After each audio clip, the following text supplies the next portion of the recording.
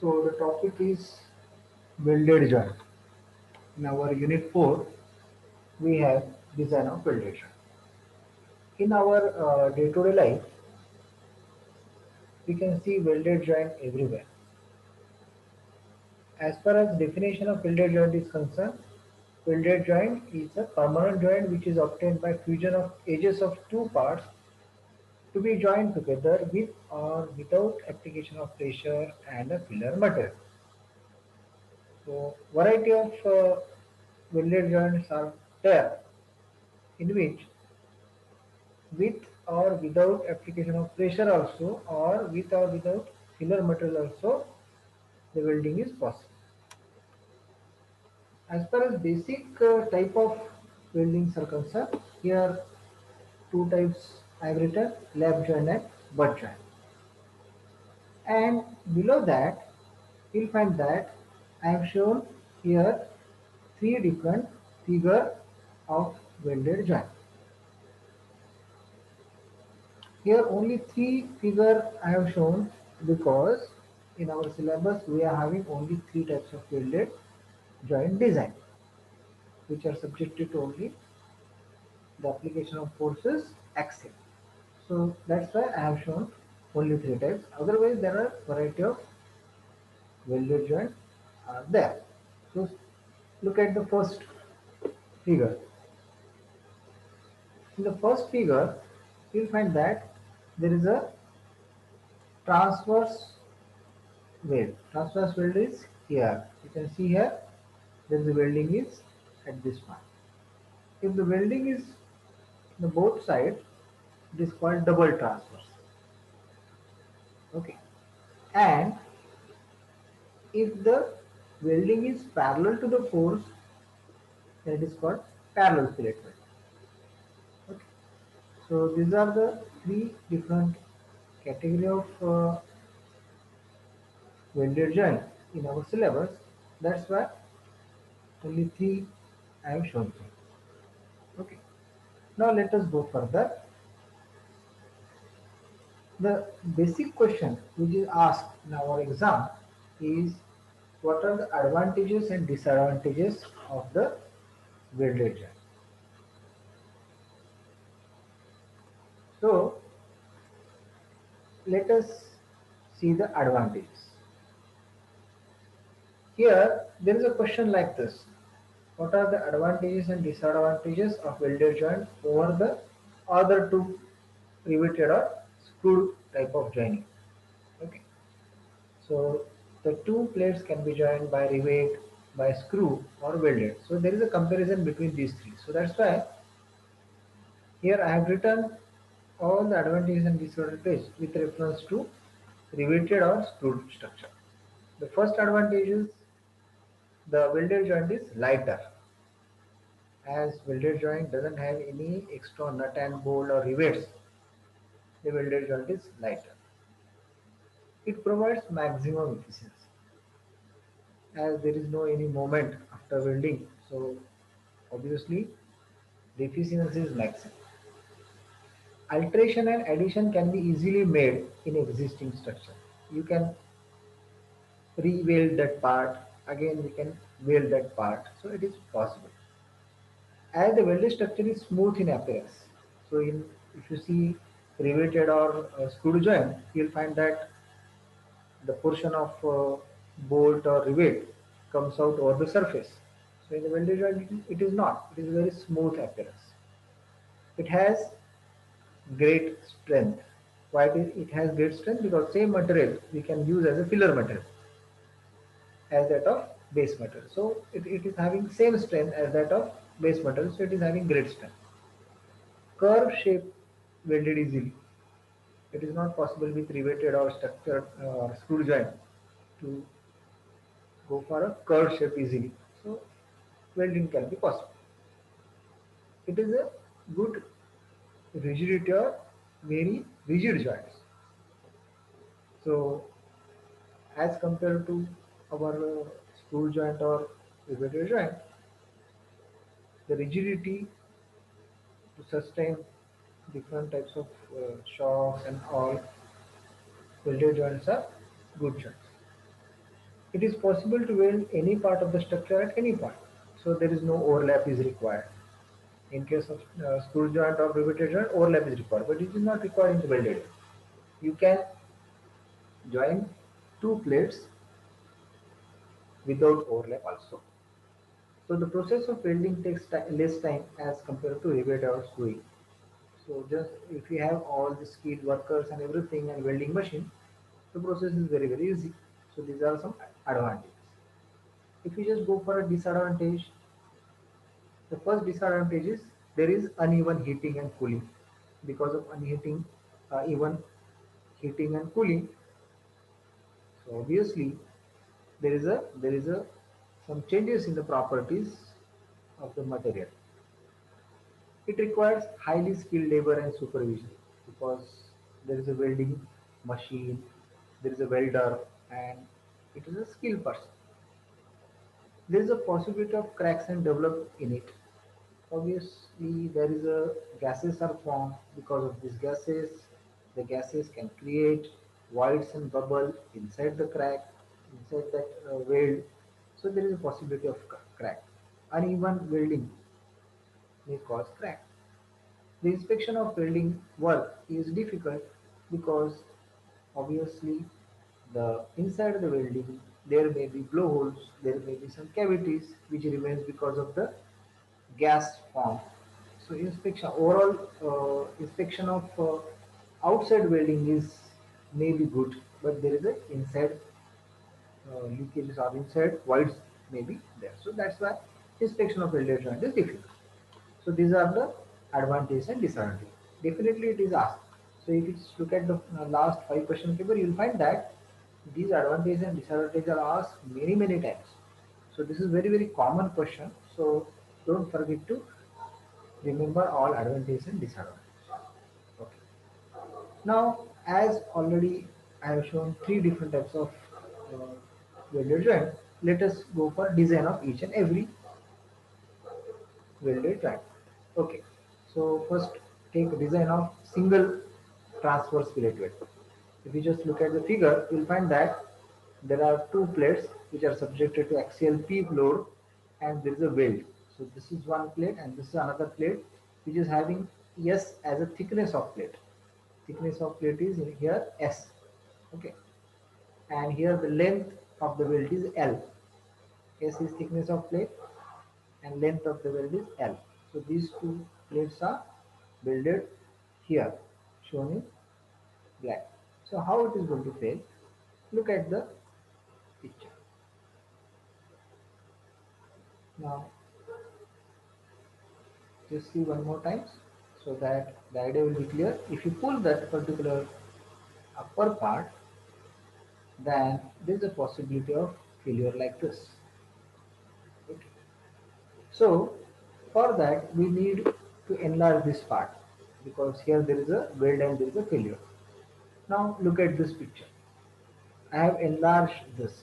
So here S is the thickness of plate. Just now I have told S is the thickness of plate, and here there is a failure at this particular line.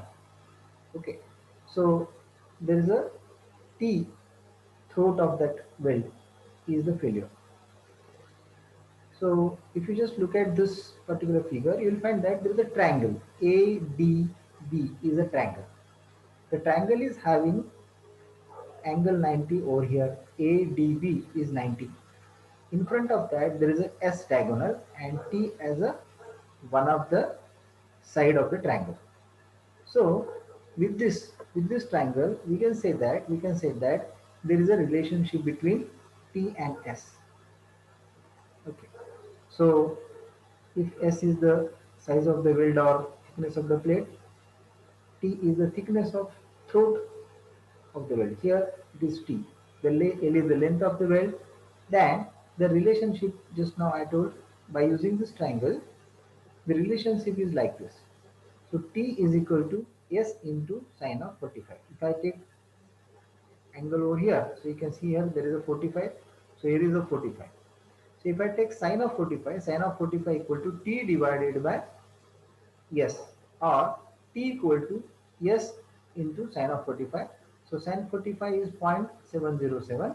So T equals to 0.707 times S.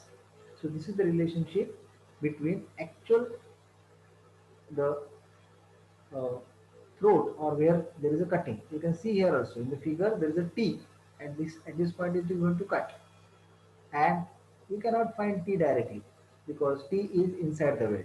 So that's why we need a relationship between T and the thickness of the plate S. So the relationship is simple like this: T is equal to 0.707 times S. Okay, so let us go further. Now, as we know here, T is equal to 0.707 S. This weld is subjected to here the load P. So area of failure is T into L. Now the failure is under tension because this particular weld is subjected to force P, so it will fail under tension. So sigma T equal to force divided by area. So sigma T equal to P, which is force, divided by T into L because actual the cutting is at T, so T into L. So sigma T into T into L is equal to force P. Okay. So P equal to sigma T. Now instead of T we can put 0.707 yes, or sigma T into S into sine of 45 into L, or we can say that P equal to 0.707 sigma T into S into L. So this is the equation that we can use for the design of single transverse fillet weld. It's very simple equation. P equal to 0.707 sigma T S into L. Now let us go further. If there is a double transverse fillet, the same thing, but only thing is that here the welding is on the both sides. Now look at the failure first. Now if there is a welding and on the both sides, and if the pull is there, if I pull that, then there is a double. So from the bottom side also, from the top side also, the welding is going to cut. So again you can see here. So here this is the condition for single weld. Just now we have seen. Okay. So T is equal to 0.70 times 707 times S. Now when we think about here area of failure, now area of failure is twice because 2 times failure is there. So twice 2 into T into L. So again failure under tension. So sigma T equal to force divided by area. So sigma T equal to P divided by 2 times T into L. Okay, sigma T into 2 into T into L equal to P, or instead of T we can put like this: P is equal to sigma T into 2 into S sine of 45 into L. So 2 into sine of 45, that comes out 1.414 because 0.707 multiplied by 2. So P becomes 1.414 sigma T into S into T. So this is the equation that we can use for design of double transverse plate. Okay. So let us go further. There is a one more third type, and the last type is design of parallel fillet. Now again look at the picture. Here you will find that there is a welding of two parts, but the now welding is here. The welding is parallel to the force. So that's why parallel fillet weld. Now how the failure occur? You can see here. Just look at the picture. So if there is a force here, then there is a failure like this. Okay. So here also same thing is happening. Now at the half part of that weld, it is going to cut off. So again, if you just look at this, there is a same thing is there. There is a relationship between this T is 0.707 times S. The relation is same. But if you look at the next part, then you will find that here the area failure is 2 into T into L. Here the length is here. This is the length of the weld. Okay. And thickness is here. Okay. So 2 into T into L. Okay. twice. But the failure is here is a shear. This is very, very important. So if you see here, the failure is under shear, not under axial. So this is very, very important. Okay. So the failure is under shear. Shear stress is equal to force divided by area. Now shear stress is equal to force divided by 2 into T into L. Okay. So tau into 2 into T into L equal to T, or P equal to tau into 2 into S into sine of 45 into L. So this is similar to our previous equation. Only thing is that instead of sigma T, here there is a shear stress. So P is equal to 1.414 into tau into S into L. So this is the design of parallel plate weld. Very, very minor difference. Only there is a shear and tensile type of failure that we have to consider. Here the force and the part is parallel. So there is a shear failure. So it is going to shear out. Okay. So this complete design of parallel plate weld. This is the equation that we can use for parallel plate weld. So if you just look at some questions. So this is the summer 2018 question. A plate 100 wide and 10 thick is to be welded by another plate by means of double parallel fillet weld. You can see here there is a fillet which is having L length and it is on the both sides. So that's why it is called double parallel plate. The plates are subjected to static load of 80 kilonewton. So there is a load of 80 kilonewton. Permissible shear stress is 55 Newton per mm square. Shear stress is given because it is a shear failure. Determine length of the weld. It is summer 2018 question paper problem. So given that P is equal to 80 kilonewton, shear stress 55, and S thickness of the plate is 10 mm. Find the length of the plate. Okay. Now P equal to 1.414 tau into S into L. This is the equation. P is equal to 80,000. 1.414. Shear stress is given 55. The thickness of the plate is 10. We have to find length L. So if you just go for length L, 80 into 10 power of 3, 1.414, 10 into 55, it comes out 102.86 m. So if I here we have to add some start and stop of welder, because welding cannot start from a particular point. There should be weld run. Weld run means small amount of welding can be outside from starting and end. So that's called weld run. So we have to add 12.5 mm for start and stop of the weld run. So already 102.86 is there. So add 12.5. So it comes out 115.36 mm. So 115.36, let us take 116 mm as a length of the weld. So